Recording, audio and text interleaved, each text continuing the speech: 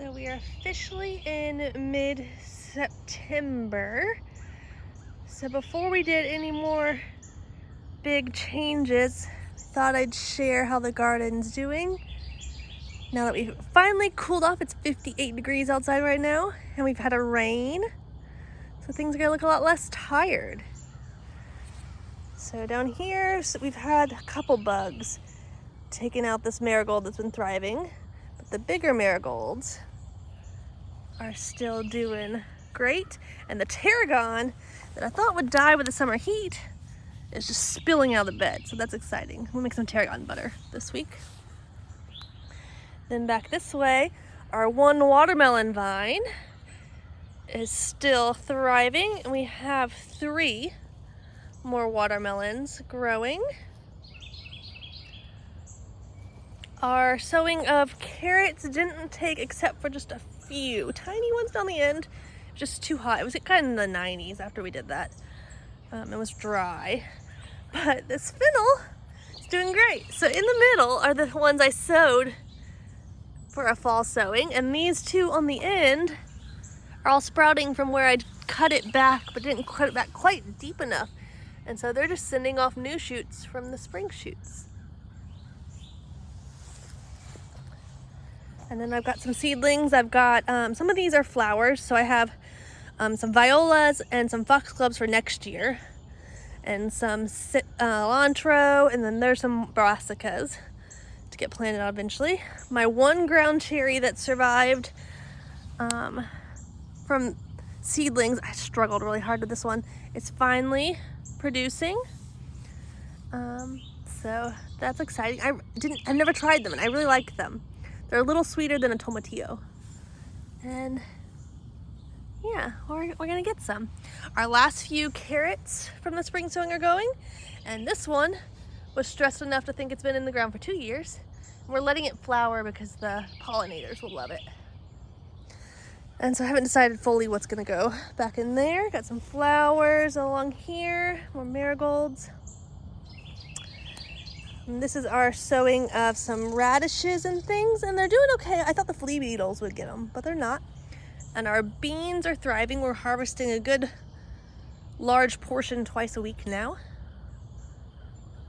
And then the peppers are our strongest producer right now. There's not a lot of red ones because I harvested a whole bucket full yesterday. So these are all sweets. We've got lipstick, bell, and the sweet Italian. My one cantaloupe plant has, I think, 3 cantaloupes growing on it. My herbs need harvesting and drying. And this flower bed hasn't got as much pests as the other end.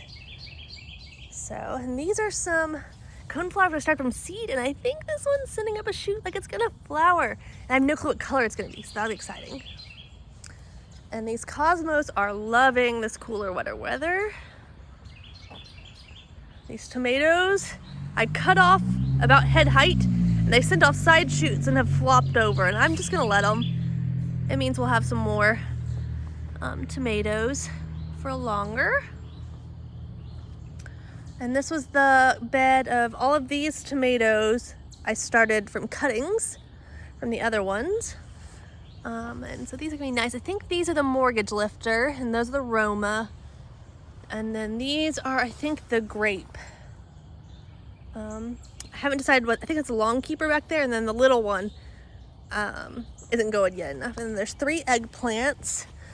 And these 2 back ones are really struggling, but that one's now really getting to go. And actually this one's starting to go too. And this one's got some eggplants on it that we could harvest this week probably.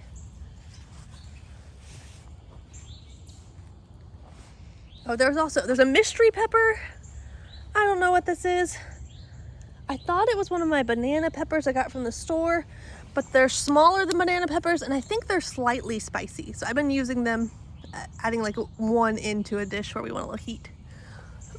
And then I think I have 1 or maybe 2 banana peppers left. He got knocked over with a wheelbarrow this weekend, so he's kind of slinged up. Then over here, this bed is showing signs of stress just because it's the end of the summer. These are my sweet habanadas. So they're habanero with no heat. And then in here are my shishitos. They're a Japanese sauteing mild pepper. And then the tomatillos are still going. I'm not sure how many more we'll get. The bugs keep drilling holes through and eating enough to make them drop. You can actually see there's some on the ground. And I have 2 okra plants I beheaded to see if I could send out side shoots. And this one sent off side shoots up top. And this one sent off side shoots at the bottom. But that means I'll get a few more okra. I'm just gonna add them to the freezer bag and we can make some gumbo later. Our poblanos are still thriving, and I have found that if I leave them to get red, they do produce a tiny bit of heat. For some reason my headphones are connected. Hopefully you can hear me. This holy basil is going crazy. Need to prune it back. And then my jalapenos that I thought I'd stunted and weren't gonna grow I just pulled off 4 yesterday that were ready. And then this squash is struggling, but actually I see one I can harvest. This is my lemon squash. It's grown up and then it's growing back down the pole. It's had powdery mildew and squash bugs. And I think that's a shield bug baby. I'll squish it. So we'll see. I don't know how much longer it'll be able to withstand all the pest pressure, but it's loaded with little squash right now. So at least we should get a last hurrah, even if it doesn't have that much longer. The watermelon plant is planted in the middle of that bed, and these are green beans on the TP. There has been a bit of pest pressure, but not enough to kill it off completely.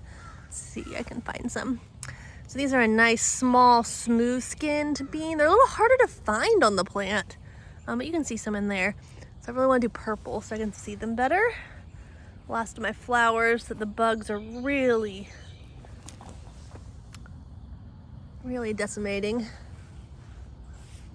And then this bed, we attempted to sow spinach in after the corn, but again, it was in the 90s. It's just too hot. And then I've got some more black-eyed peas ripening over here. These will go for maybe a week or 2 longer. We may pull these out this week actually, so we can get some more cool season stuff in it. Got some bronze fennel. I'm gonna harvest just to dry the fennel leaves. And then we went ahead and sowed some pea babies on the sides of the shells. I ran out, so we need to get some more going. And this was a summer sowing a carrot that I tried and it worked. So we should have carrots in maybe a month or so. And then this tomato bunch will be the first ones to go. They're all the way at like head height or higher is where they're fruiting. So there's not that much more fruits left on these to ripen. And there's been some pest problems. I can see in here. It's yellowing.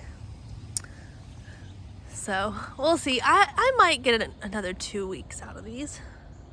And my last 2 honey nuts are ripening, and these were the later fruits and they're bigger. So if I can get the plant to survive longer, they produce a bigger honey nut, which is nice. And then these tomatoes are gonna keep going. These 2 on the end are my long keeper. They're a real perfect round one.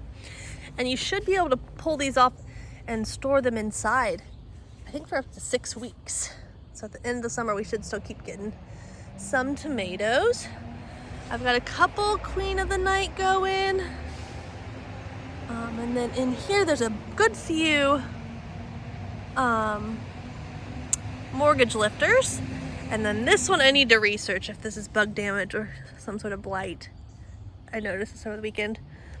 And we've had bug pressure in this area, so I'm wondering if these bites are bugs and it's just dying off with age. And then these center cut squash, I know I have a cluster I need to harvest in here. Yeah.